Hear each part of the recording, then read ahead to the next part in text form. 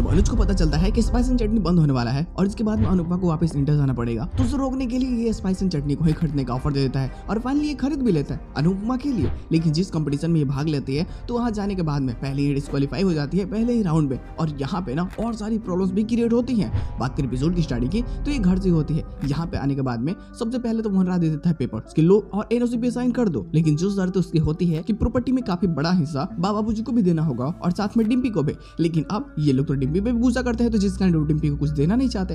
अब ये शर्त ना मानने से मोहनराज इनकार ही करता है और ना ही वो मानता है, बल्कि वो इधर उधर की बातों में घुमाने लगता है। तो अनुपमा साफ बोल देती है कि वो एनओसी पे साइन नहीं करेगी। तो अब यहाँ पे इनकी प्लानिंग ये होती है ना कि अगर बाबूजी अलग से एक एनओसी पे साइन कर दे और डिम्पी अलग से साइन कर दे तो शायद सारी प्रॉपर्टी वनराज की हो जाएगी। अब ऐसी इसकी प्लानिंग होती है, तो ये ऐसा करते भी हैं, ये डिम्पी को भी मैनिपुलेट करते हैं। इधर पोस्टर में दिखाया जाता है हमें अनुज का सीन। अब ये भी बहुत चिंतित होता है, कहीं ना कहीं अनुपमा को ही याद कर रहा होता है जो भी ड्रेसेस होते हैं, क्योंकि अब एक फंक्शन को अटेंड करना है और यहाँ पे अनुपमा के मनपसंद की ही चीजों को पहन रहा होता है। लेकिन जब इस चीज को श्रुति देखती है तो उसे बहुत ही वियर्ड फैसा लगता है। उसे लगता है कि शायद अनुज की जो भी पसंद है ना वो बहुत ही खराब है और जो ये ड्रेस पहना हुआ है वो और ज्यादा ही खराब।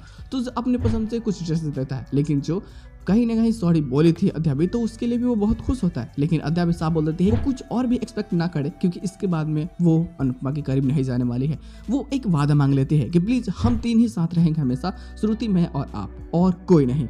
अब ये भी ना चाहते वादा तो कर देता है, लेकिन अब ये चिंतित भी होता है। इधर अनुपमा की जो सिलेक्शन हो जाती है तो ये सबको पता चल जाती है, तो इसकी भी खुशी होती है। हालांकि इस यहाँ पे भी उसे डिमोटिवेट करते हैं सभी लोग, क्योंकि वो चाहते हैं लोग कि नहीं, अनुपमा अगर इसमें पार्टिसिपेट करती है तो उसकी बहुत ज्यादा बदनामी हो जाएगी। ना इसे सही से बोलने आती है और ना ही इसके पास में कॉन्फिडेंस है, बस छोटा मोटा खाना बनाना आता है और इससे क्या ही जीत लेगी ये। लेकिन फिर अनुपमा भी उन सभी को मुंह तोड़ जवाब देती है और फाइनली फैसला कर लेते हैं कि वो अगर पार्टिसिपेट कर रही है तो वो खुद को इम्प्रूव और करेगी। हालांकि जब ये जाते हैं रेस्टोरेंट में और वहाँ सबको पता चलता है तो सभी लोग बहुत खुश होते हैं। यशपाल को तो खैर खुशी नहीं होती, क्योंकि वो अपने दुख में ही व्यस्त होता है। उसको चिंता ये होती है कि वो आखिर अपने रेस्टोरेंट को कैसे बचाए। हालांकि सभी के साथ एपिसोड की एंडिंग कर दी जाती है, लेकिन इसका एंड प्लॉट बहुत बेहतरीन हो जाता है। जब अनुज को पता चलती है तो फैसला कर लेता है कि अगर जब रेस्टोरेंट बंद हो जाएगी तो फिर अनुपमा इंडिपेंडेंट नहीं हो सकती, तो उसे तो बहुत प्रॉब्लम भी फेस करनी होगी। तो फैसला करता है कि वो रेस्टोरेंट को खरीदेगा। जाता ही ये ऑफर बताता है तो इस बार बोलता है कि आप किसके लिए खरीदना चाहते हैं, तो साफ बोल देता है कि मैं अनुपमा के लिए खरीदना चाहता हूँ, क्योंकि वो इसमें काम करती है, इस रेस्टोरेंट का ऑनर वो बनना डिजर्व भी करती है। लेकिन उसकी भी एक शर्त होती है कि वो ये रेस्टोरेंट को खरीद रहा है, ये बातें अनुपमा को पता नहीं लगनी चाहिए।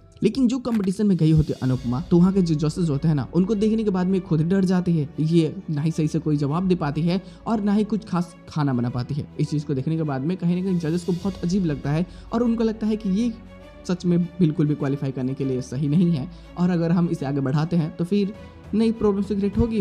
तो वहाँ पे उसे रोक दिया जाता है, उसे पहले ही राउंड में डिस्क्वालीफाई कर दिया जाता है। हो सकता है कि आगे जाकर के कोई दूसरा मौका मिले उसे, हो सकता है कि वो खुद को और आगे बढ़ाने के लिए नई मुसीबतों का सामना करे, जो सच में काफी बेहतरीन हो। अब ये सारी चीजें तो नई नई प्रॉब्लम्स क्रिएट कर देती है, क्योंकि पहले राउंड में डिस्क्वालीफाई हो जाना अनुपमा को बहुत ज्यादा परेशान कर देती है। उसे अपने सपने से उसे दूर करने लगती है।